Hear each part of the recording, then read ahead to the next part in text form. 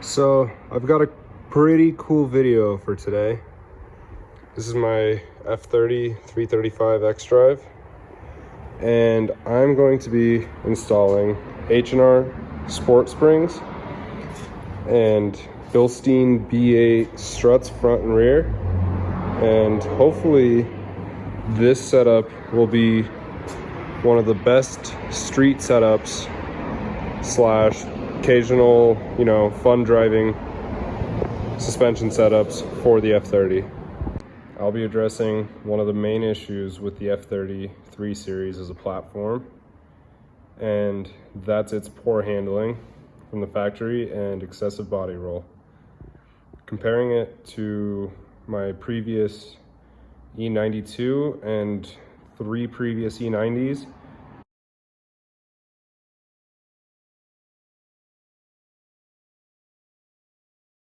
car's handling is by far the worst out of any 3 Series I've ever owned, and that being said, I needed to correct it. So today I'll be installing the H&R sport springs with Bilstein B8 struts to see if that'll correct it and give the car that real M Sport feel that it should have due to it being a factory M Sport car.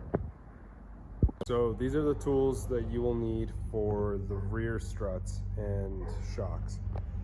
You'll need a set of pliers to hold the strut while loosening the top hat on it, a 17mm socket to loosen the wheels, and then to retighten the new Bilstein top hat, they use a 17. A 16 impact socket to remove the original screw from the strut on the top hat, an 18 to undo the strut, a 21 to undo the control arm from the knuckle, an E18 Torx, mine happens to be a 1/2-inch drive, an E12 Torx to remove the strut top hat from the body, a small 3-inch extension, and a 10mm deep socket. Then you can use either a 3/8 ratchet, a 1/2-inch ratchet, or a 3/8 impact, or a 1/2-inch impact. So to remove the wheels, you use a 17mm socket with either an impact gun or a wrench. And after you've done that, it leaves all of this exposed.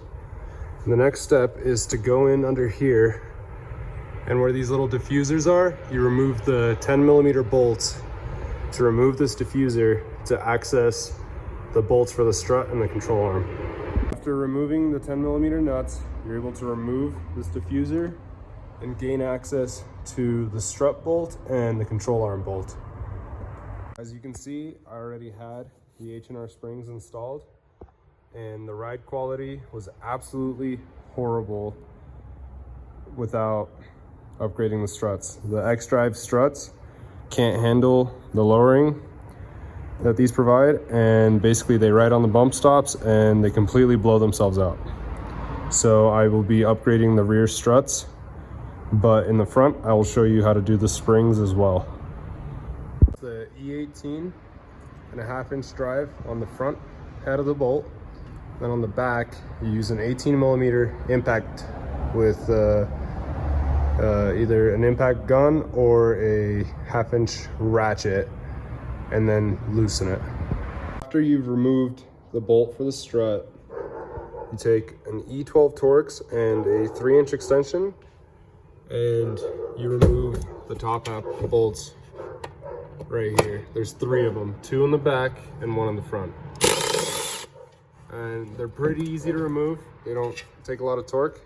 Once you remove those 3, you can pull the whole strut assembly up. Hey guys, Harris here. God damn it. But, so this is the stock one, this is the upgraded one. As you can see, this one is shorter because it's meant for lowered cars. Bilstein. Okay, but so this is a comparison of how they work and why I'm replacing my stock ones. So the stock ones compress a lot easier than the Bilsteins, but See, look, I'm not touching them. The stock ones are blown. They can't handle the lowering springs. As you can see, Bilstein's completely retracted back out. These ones stayed stuck. These are garbage. Bilsteins. So to remove the nut from the top of the strut, you use pliers and you grab the shaft of the strut right here and then put an impact on the top bolt and whiz it off real quick. And then afterwards, I forgot to film that, but this is on the Bilstein strut. Afterwards, you can just loosen it by hand. And then for the new one, you take the strut, top hat, set it down, make sure to put a washer in, take the nut, start it by hand. Always start them by hand because cross-threaded stuff is not good. Take the pliers, clamp down again, put the impact on it, tighten it back down, and you're good to put it back in. This is what it looks like. Squeeze down as close as you can to the actual top hat of the strut in case you scratch the shaft for the strut so you don't cause it to go inside. And put the impact on, tighten it down, and that's all you have to do. So to install the strut, make sure the two bolts go in the back and the one goes in the front. And you can insert it carefully through here, route it down. You can fit it down into the control arm, like so. Line this up, and then after you do that, you take the little isolation gasket, put it on top of it, and then you can fasten everything down. So after installing it, without bolting it in, you take your bolt and you always go from the front back on the strut one. So you insert it from the front side and then the nut goes on the back side of it. Just like your nut goes on the back side of her. So put it in, push it through, and then as always, take the nut and start it by hand before you put the impact on it. After tightening this one up, then you can move up to the top three, and I'll show you how to do those top three after tightening this. Lower bolt, whether you're on the ground or on a lift, they don't reach their mounting perch.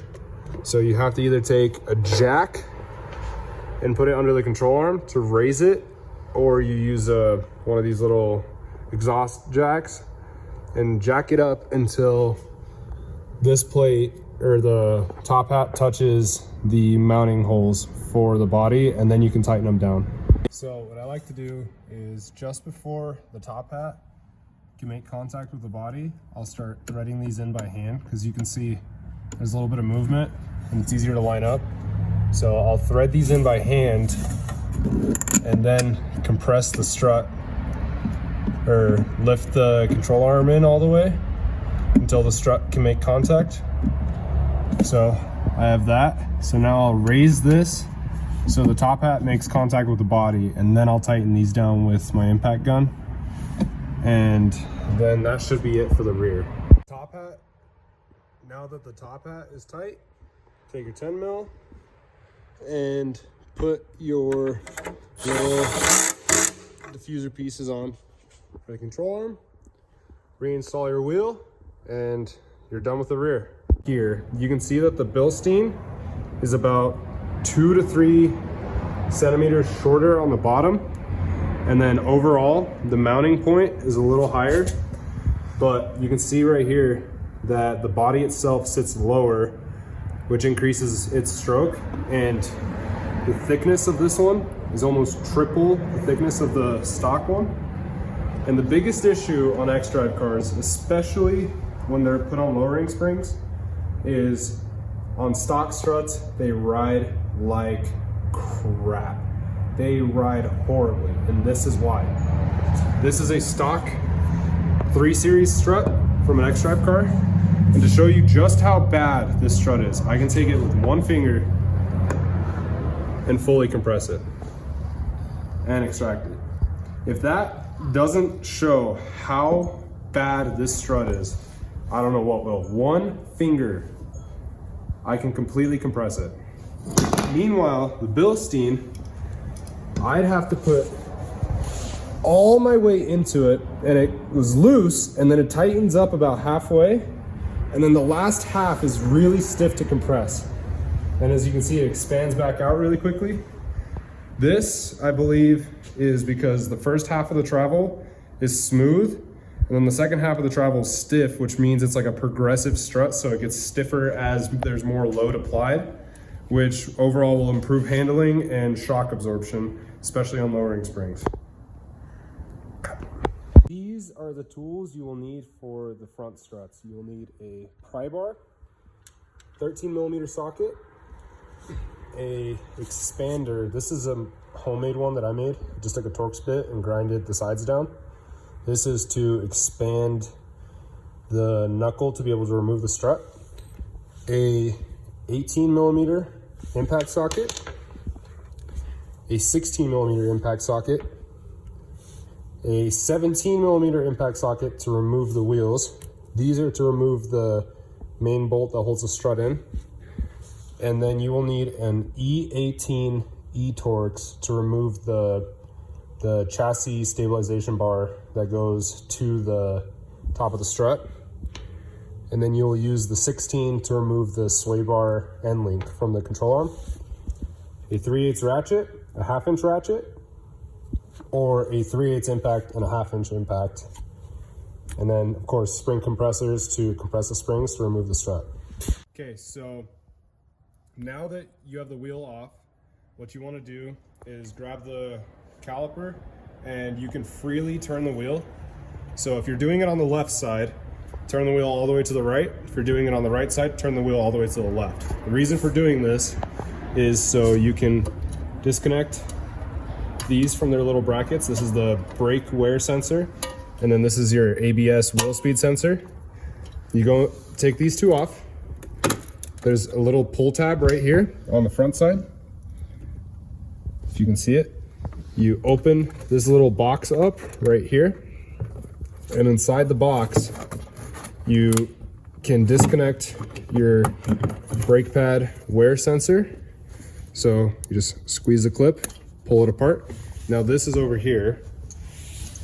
And now pull the ABS sensor out of the box. Disconnect the ABS plug. Also drape that over the front on this side. And now that you've done that, you can take your 16mm on an impact, and right here where your sway bar end link bolts in to the top of the strut, right there, that's a 16mm. You put your impact up to it, like so. And remove the nut, like that. After you do so, you pull the sway bar end link out, move it forward so it's out of the way.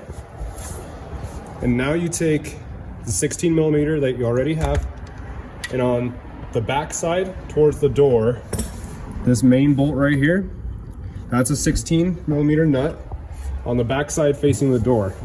On the front side facing your front bumper, over here, you use an 18mm, because that's the size of the head on the bolt.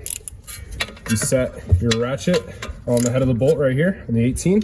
Take the 16mm, put it on the nut right here, hold the ratchet tight, remove the nut fully. Make sure, so this one's also a 16mm, just like your sway bar. So what you want to do is remove the bolt for the strut and make sure to put the proper nut on it so you don't mix them up, because this one has a special little top on it and it's different, and I think it's a different thread pitch.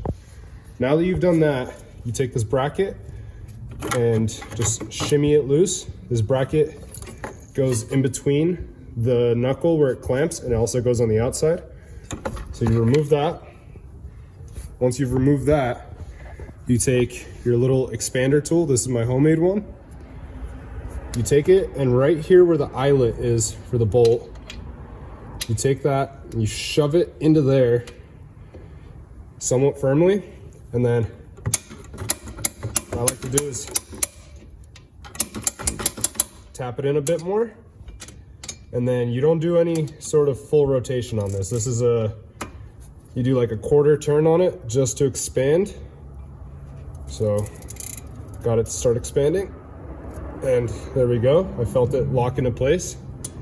Now I remove my ratchet. Now simply shake the knuckle assembly. And as you can see right here, if I put the light on it, you can see that it's starting to lower. So you do that, but and there's 3 screws that hold this cowl in right here. You just do a quarter turn on each of them by hand. You don't even need a tool. Just like this, and 2 fingers, effortless. After you do that, you pull this rubber piece up and move it off to the side like this. This covers 2 of the bolts for the strut. Then this cowl covers a 3rd bolt and the strut brace bolt. Now you can just take this, lift it up, and move it out of the way. You can see it exposes your ABS unit and your master cylinder and everything. Now you take your E18 Torx, put it on the strut tower brace, put your impact on it, remove the strut tower brace bolt first. What I like to do is I'll just set them in the fender well right here. Then after that, you take your 13 millimeter. If I remember where I put it. Oh, right here. Take your 13 millimeter. And because my 3/8 impact isn't too strong, I just take my 13 mil, crack all the bolts loose for the strut top hat, like so. And I like to do this rather than, just beating on the impact for no reason. Then I can take my impact, easily remove the other 3 bolts. As you see, it drops through. Now, take these bolts, keep them safe. You will be reusing these 3 bolts on the new struts because they reuse the original top hats. Now that you can sag it down, what I like to do is put my knee right here where the axle nut goes and just kind of shimmy the strut like that. Just give it some left and right shakes and you can kind of influence it out. And then if it gets really tight, you can kind of move the whole knuckle assembly.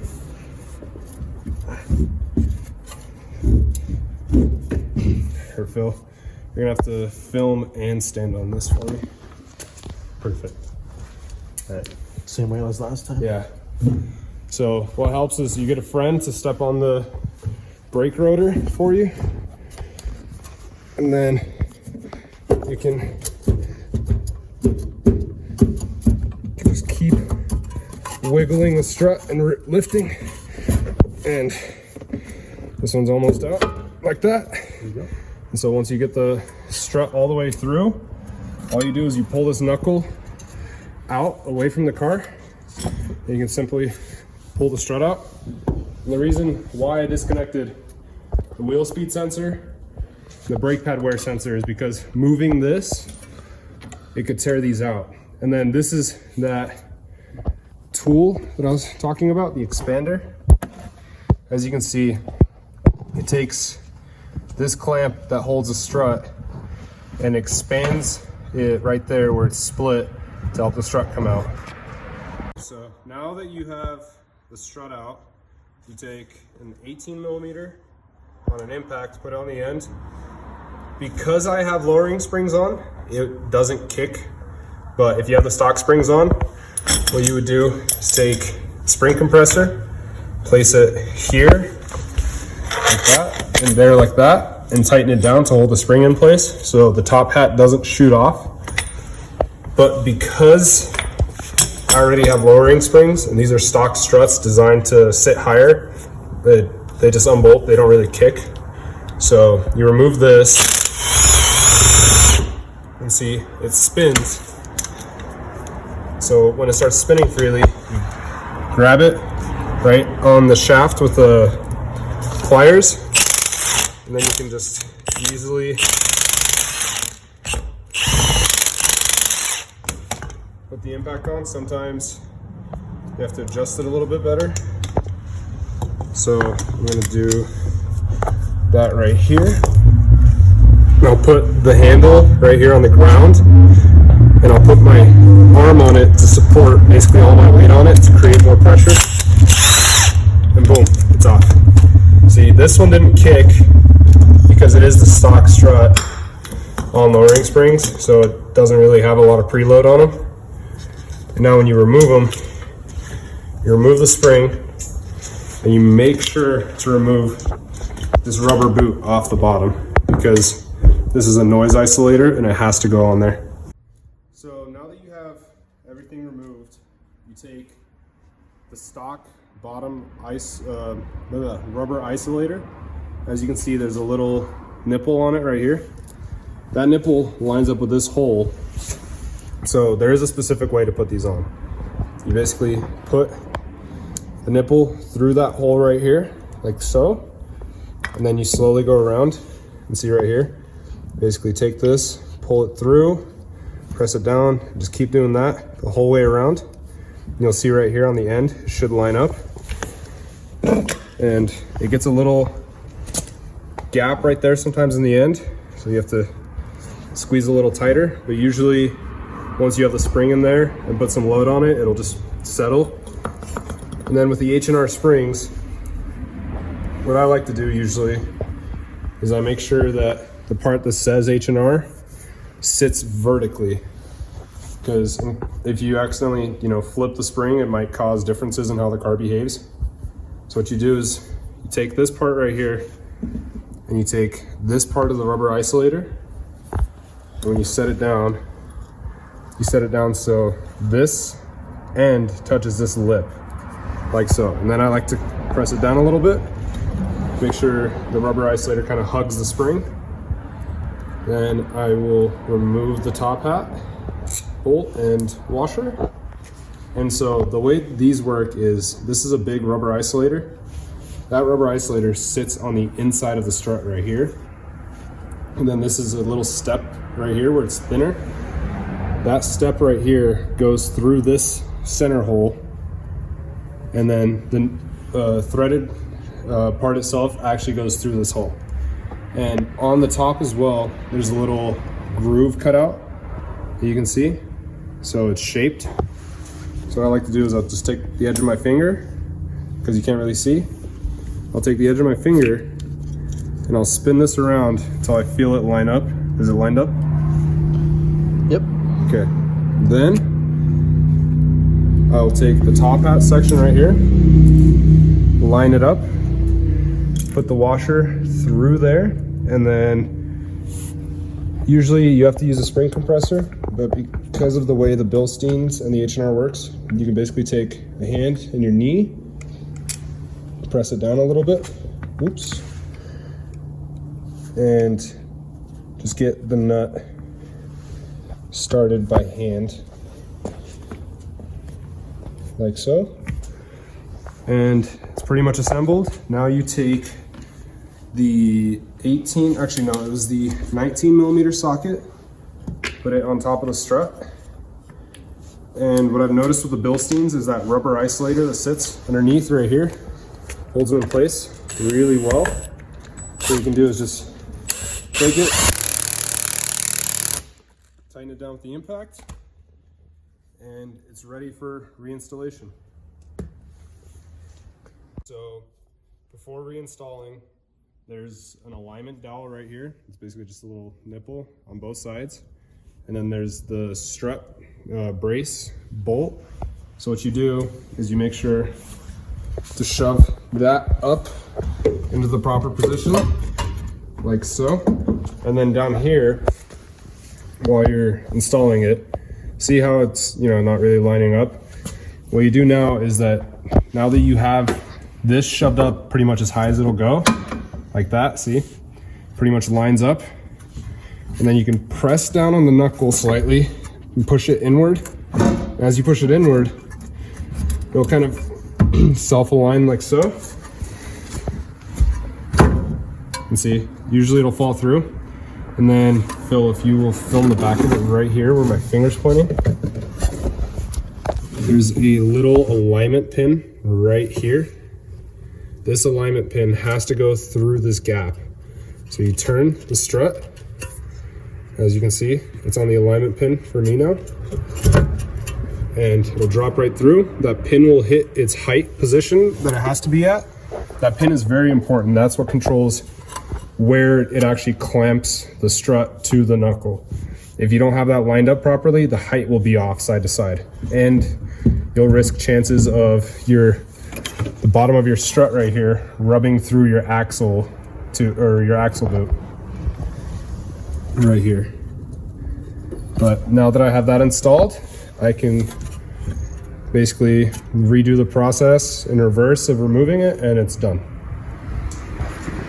Now that you have the strut back in, you put the sway bar end link through the strut itself. Take your 16mm on an impact, set it on the nut, tighten the nut down, make sure the strut is settled where it should be. And now the strut is where it has to be. You take your 3/8 ratchet that you were using on the little expander tool, turn it in the reverse direction, pull the expansion tool out, take your bracket, make sure that the bracket goes back where it was. And now, see how that side is bigger than the threads itself? So it has to go in a specific way. And that specific way is the bolt goes in through the front and then the nut goes on the rear. Right here. Then the nut is a 16mm, which we have. The bolt head is an 18. Put a ratchet on the bolt head, put your impact on the nut.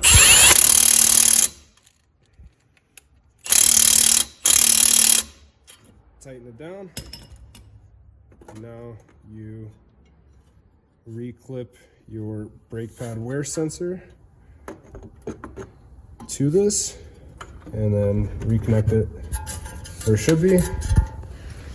Route your ABS sensor properly. Connect it here. Connect it here. And finally on the chassis over here. But before you do so, you want to plug these sensors in and make sure that you hear the little click that they make. Okay. Now open the little box up. Clip the sensors in like so, and up here as well. Click this guy in like so. Top and bottom.